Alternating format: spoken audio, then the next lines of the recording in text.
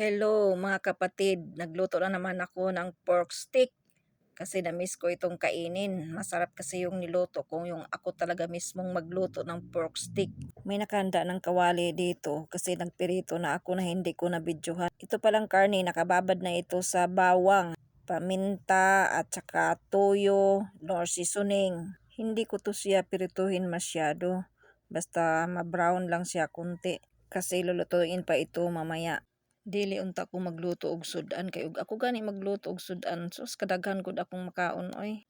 Maunang mulubog gud akong lawas kay mukaon man pug daghan sa akong mga niluto. Ug di ko magluto magpangita pug sudan ni akong mga sakop. Unsa pud ning Bombay oy nga pahilakon man pud ta niani. Mura naman hinuon kog nag-emosyonal di aning trabaho Kinsa kang tawhana nga isog ug mataba nga dili pahilakon aning Bombay. Nagready ko di aning mga lamas kay ako na pud tong gisahon tong akong gipirito. Sa una baya dili ko ganahan mo gamit ni ining bawang kay bahoan ko. Pero ug asa day itong baho, mao day itong makahatag hinuog kalami sa imong giluto. Ang dami palang benepisyo sa katawan natin itong bawang. Ang dami naman talagang halaman na pwedeng panglunas sa katawan ng tao. Kaya lang ang mga makabagong teknolohiya ngayon ay madali lang bibilhin sa drugstore.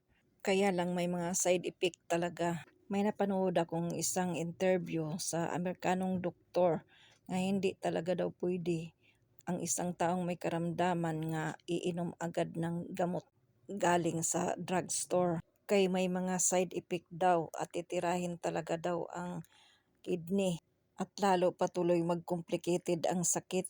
Ang sabi niya, kain lang kayo ng gulay at saka prutas at iwasan niyo ang masasarap na pagkain. Dapat daw ikontrol ang pagkain na masarap dahil diyan daw ang tao nagkakasakit sa mga pagkain. Nasa kusina lang pala natin ang pwedeng igamot. Yung ahos, sibuyas, luya. Maglaga lang pala diyan. Pwede na pala yang igamot sa may sipon, may ubo at saka iba pa. Pwede po siya lagyan ng honey kung may honey para hindi lain ang lasa.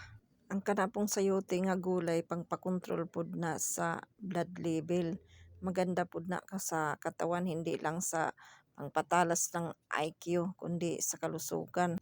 Ang maayo ng sayote kilawon lang siya dili siya lutoon. Kay ug lutoon na siya mawala na iyang vitamin. Pero ang higit sa lahat nga naagud tay pagtuo sa Ginoo nga manalig ta sa iyahang gahom nga lagi tang nakakunik sa kanya sa pamamagitan ng iyang mga salita sa Biblia nga magbasa tayo sa araw-araw nga kahit isang chapter lang sa araw-araw. Kaya kapatid, kung isa ka man sa nanonood ngayon nga mayroong panghinanakit o nararamdaman sa puso mong hindi ka nais-nais, i-release mo yan. Awitan mo lang ang Panginoon ug magbasa ka sa kanyang salita. Kay totoo talagang buhay ang Diyos.